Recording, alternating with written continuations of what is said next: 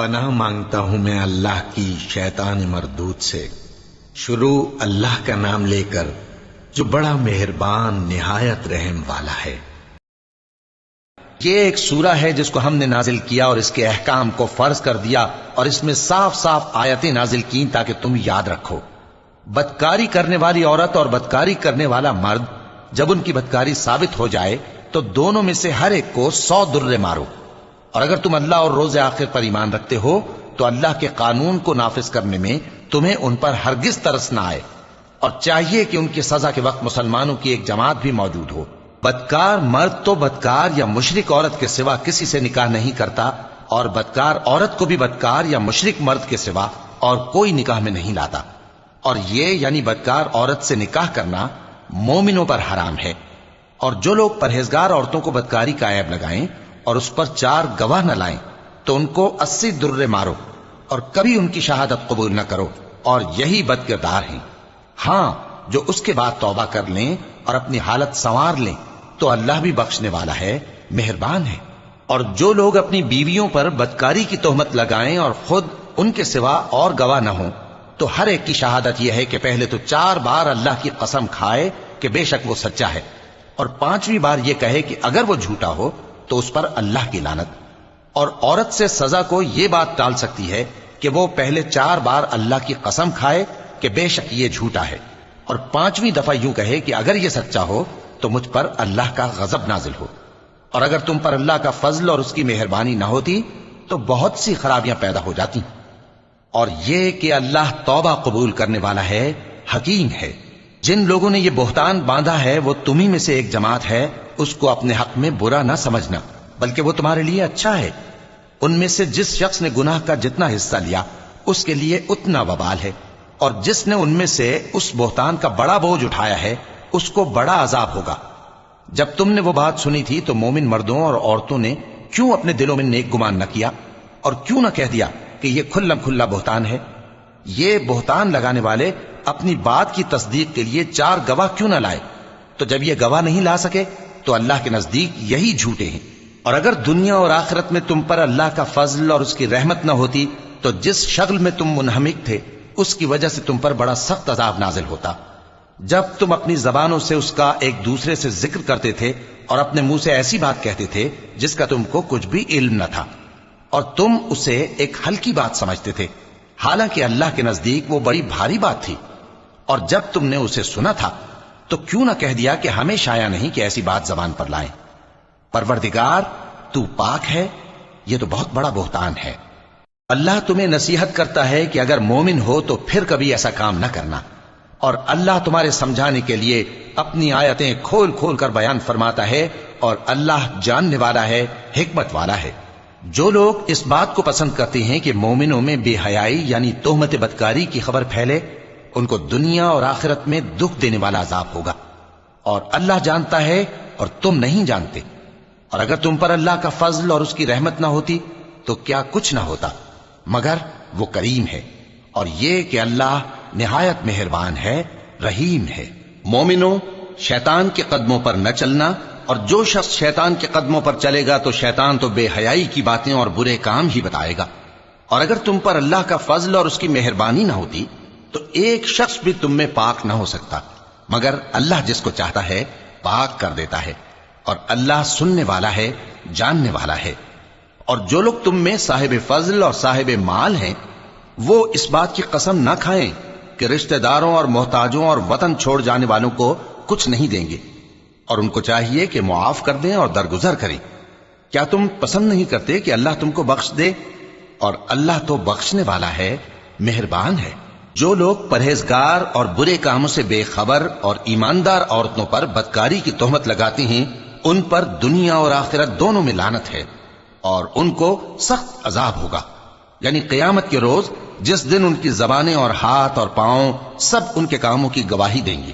اس دن اللہ ان کو ان کے اعمال کا پورا پورا اور ٹھیک ٹھیک بدلہ دے گا، اور ان کو معلوم ہو جائے گا کہ اللہ برحق اور حق کو ظاہر کرنے والا ہے۔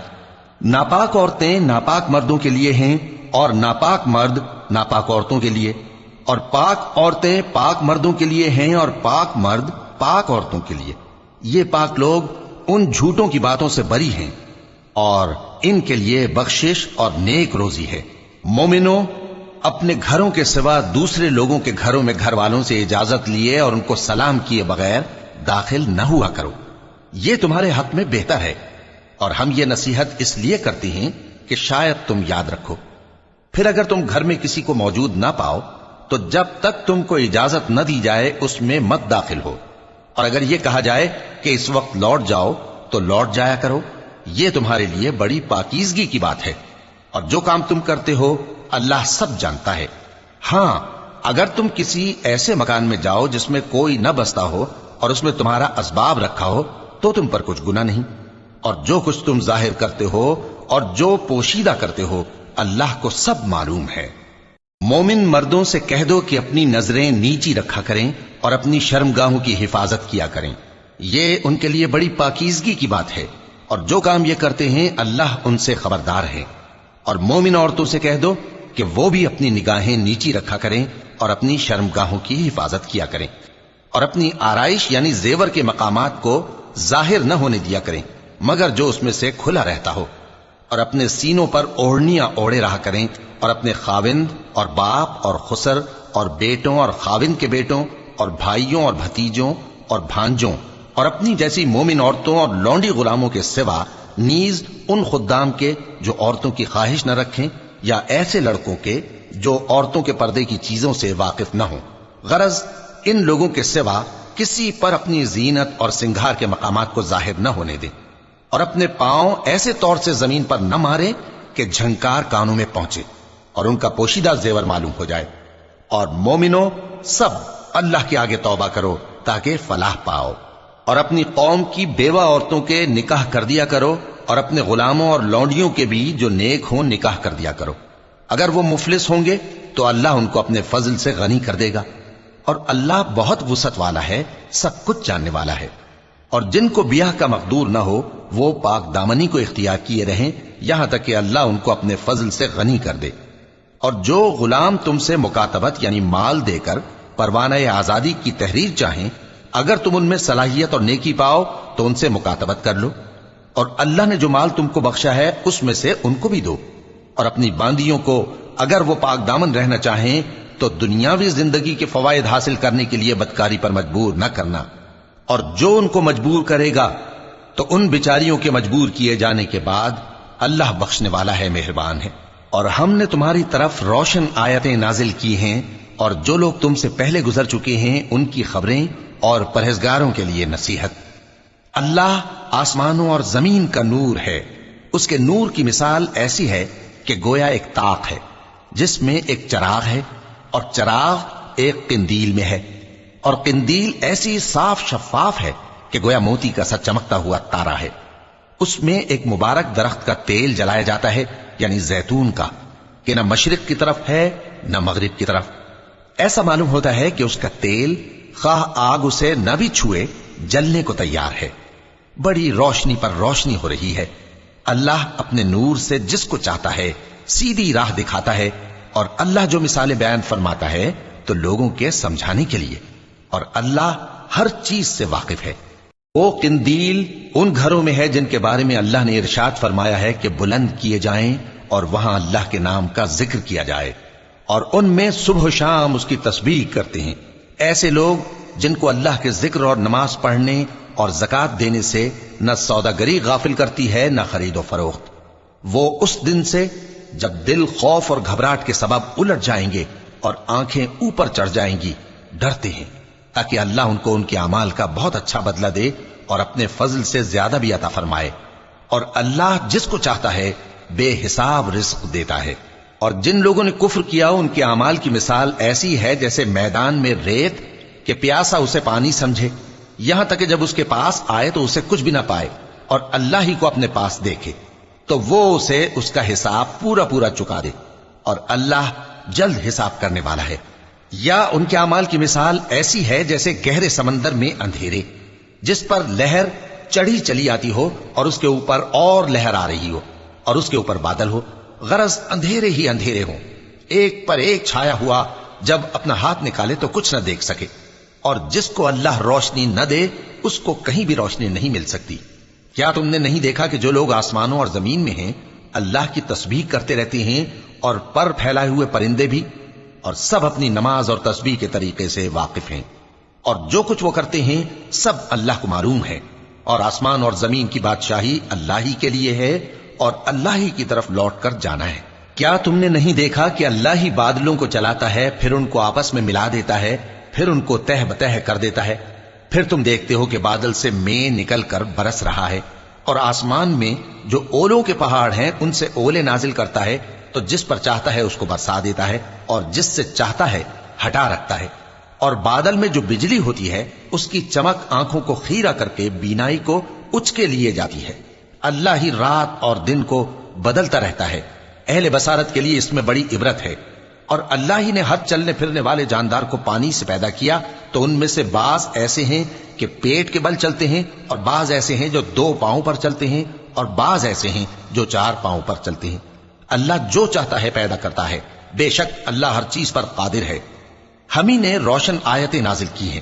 اور اللہ جس کو چاہتا ہے سیدھے راستے کی طرف ہدایت کرتا ہے۔ اور بعض لوگ کہتے ہیں کہ ہم اللہ پر اور رسول پر ایمان لائے اور ان کا حکم مان لیا، پھر اس کے بعد ان میں سے ایک فریق پھر جاتا ہے، اور یہ لوگ صاحب ایمان ہی نہیں ہیں، اور جب ان کو اللہ اور اس کے رسول کی طرف بلایا جاتا ہے تاکہ پیغمبر ان کا قضیہ چکا دیں، تو ان میں سے ایک فریق منہ پھیر لیتا ہے، اور اگر ان کو حق ملتا ہو تو اس کی طرف قبول کر کے چلے آتے ہیں۔ کیا ان کے دلوں میں بیماری ہے، یا یہ شک میں ہیں، یا ان کو یہ خوف ہے کہ اللہ اور اس کا رسول ان پر ظلم کریں گے؟ نہیں، بلکہ یہ خود ہی ظالم ہیں۔ مومنوں کی تو یہ بات ہے کہ جب اللہ اور اس کے رسول کی طرف بلائے جائیں تاکہ وہ ان میں فیصلہ کریں، تو کہیں کہ ہم نے حکم سن لیا اور مان لیا، اور یہی لوگ فلاح پانے والے ہیں۔ اور جو شخص اللہ اور اس کے رسول کی فرما برداری کرے گا اور اس سے ڈرے گا اور اس کا تقوی اختیار کرے گا، تو ایسے ہی لوگ مراد کو پہنچنے والے ہیں۔ اور یہ اللہ کی سخت سخت قسمیں کھاتے ہیں کہ اگر تم ان کو حکم دو تو سب گھروں سے نکل کھڑے ہوں۔ کہہ دو کہ قسمیں مت کھاؤ، پسندیدہ فرما برداری درکار ہے، بے شک اللہ تمہارے سب اعمال سے خبردار ہے۔ کہہ دو کہ اللہ کی فرما برداری کرو اور رسول کے حکم پر چلو، اگر منہ موڑو گے تو رسول پر اس چیز کا ادا کرنا ہے جو ان کے ذمے ہے، اور تم پر اس چیز کا ادا کرنا ہے جو تمہارے ذمے ہے، اور اگر تم ان کے فرمان پر چلو گے تو سیدھا رستہ پالو گے، اور رسول کے ذمے تو صاف صاف پہنچا دینا ہے۔ جو لوگ تم میں سے ایمان لائے اور نیک کام کرتے رہے، ان سے اللہ کا وعدہ ہے کہ ان کو ملک کا حاکم بنا دے گا، جیسا ان سے پہلے لوگوں کو حاکم بنایا تھا، اور ان کے دین کو جسے اس نے ان کے لیے پسند کیا ہے مستحکم و پائیدار کرے گا، اور خوف کے بعد ان کو امن بخشے گا۔ وہ میری عبادت کریں گے اور میرے ساتھ کسی چیز کو شریک نہ بنائیں گے، اور جو اس کے بعد کفر کرے تو ایسے ہی لوگ بد کردار ہیں۔ اور نماز پڑھتے رہو اور زکات دیتے رہو اور پیغمبر کے فرمان پر چلتے رہو تاکہ تم پر رحمت کی جائے، اور ایسا خیال نہ کرنا کہ کافر لوگ ہم کو زمین میں مغلوب کر دیں گے، ان کا ٹھکانہ دوزخ ہے اور وہ بہت برا ٹھکانہ ہے۔ مومنو، تمہارے باندی غلام اور جو بچے تم میں سے بلوغ کو نہیں پہنچے 3 دفعہ یعنی 3 اوقات میں تم سے اجازت لیا کریں، ایک تو نماز فجر سے پہلے، اور دوسرے گرمی کی دوپہر کو جب تم کپڑے اتار دیتے ہو، اور تیسرے عشاء کی نماز کے بعد۔ یہ 3 وقت تمہارے پردے کے ہیں، ان کے آگے پیچھے یعنی دوسرے وقتوں میں نہ تم پر کچھ گناہ ہے اور نہ ان پر، کہ کام کاج کے لیے ایک دوسرے کے پاس آتے رہتے ہو۔ اس طرح اللہ اپنی آیتیں کھول کھول کر بیان فرماتا ہے، اور اللہ بڑا علم والا ہے، بڑا حکمت والا ہے۔ اور جب تمہارے لڑکے بالغ ہو جائیں تو ان کو بھی اسی طرح اجازت لینی چاہیے جس طرح ان سے اگلے یعنی بڑے آدمی اجازت حاصل کرتے رہے ہیں۔ اس طرح اللہ تم سے اپنی آیتیں کھول کھول کر بیان فرماتا ہے، اور اللہ جاننے والا ہے، حکمت والا ہے۔ اور بڑی عمر کی عورتیں جن کو نکاح کی توقع نہیں رہی اور وہ زائد کپڑے اتار کر سر ننگا کر لیا کریں تو ان پر کچھ گناہ نہیں، بشرطے کہ اپنی زینت کی چیزیں نہ ظاہر کریں، اور اگر اس سے بھی بچیں تو یہ ان کے حق میں بہتر ہے، اور اللہ سنتا ہے، جانتا ہے۔ نہ تو اندھے پر کچھ گناہ ہے اور نہ لنگڑے پر اور نہ بیمار پر اور نہ خود تم پر کہ اپنے گھروں سے کھانا کھاؤ، یا اپنے باپ دادا کے گھروں سے، یا اپنی ماؤں کے گھروں سے، یا بھائیوں کے گھروں سے، یا اپنی بہنوں کے گھروں سے، یا اپنے چچاؤں کے گھروں سے، یا اپنی پھوپھیوں کے گھروں سے، یا اپنے ماموؤں کے گھروں سے، یا اپنی خالاؤں کے گھروں سے، یا اس گھر سے جس کی کنجیاں تمہارے ہاتھ میں ہوں، یا اپنے دوستوں کے گھروں سے۔ اور اس کا بھی تم پر کچھ گناہ نہیں کہ سب مل کر کھانا کھاؤ یا جدا جدا۔ پھر جب گھروں میں جایا کرو تو اپنے گھر والوں کو سلام کیا کرو، یہ اللہ کی طرف سے مبارک اور پاکیزہ تحفہ ہے۔ اس طرح اللہ اپنی آیتیں کھول کھول کر بیان فرماتا ہے تاکہ تم سمجھو۔ مومن تو وہ ہیں جو اللہ پر اور اس کے رسول پر ایمان لائے، اور جب کبھی ایسے کام کے لیے جو جمع ہو کر کرنے کا ہو پیغمبر کے پاس جمع ہوں تو ان سے اجازت لیے بغیر چلے نہیں جاتے۔ اے پیغمبر، جو لوگ تم سے اجازت حاصل کرتے ہیں وہی اللہ پر اور اس کے رسول پر ایمان رکھتے ہیں، سو جب یہ لوگ تم سے کسی کام کے لیے اجازت مانگا کریں تو ان میں سے جسے چاہا کرو اجازت دے دیا کرو، اور ان کے لیے اللہ سے بخشش مانگا کرو، کچھ شک نہیں کہ اللہ بخشنے والا ہے، مہربان ہے۔ مومنو، پیغمبر کے پکارنے کو ایسا خیال نہ کرنا جیسا تم آپس میں ایک دوسرے کو پکارتے ہو، بے شک اللہ کو وہ لوگ معلوم ہیں جو تم میں سے آنکھ بچا کر کھسک جاتے ہیں۔ تو جو لوگ ان کے حکم کی مخالفت کرتے ہیں ان کو ڈرنا چاہیے کہ ایسا نہ ہو کہ ان پر کوئی آفت پڑ جائے یا تکلیف دینے والا عذاب نازل ہو۔ دیکھو، جو کچھ آسمانوں اور زمین میں ہے سب اللہ ہی کا ہے، جس طریق پر تم ہو وہ اسے جانتا ہے، اور جس روز لوگ اس کی طرف لوٹائے جائیں گے تو جو عمل وہ کرتے رہے وہ ان کو بتا دے گا، اور اللہ ہر چیز سے واقف ہے۔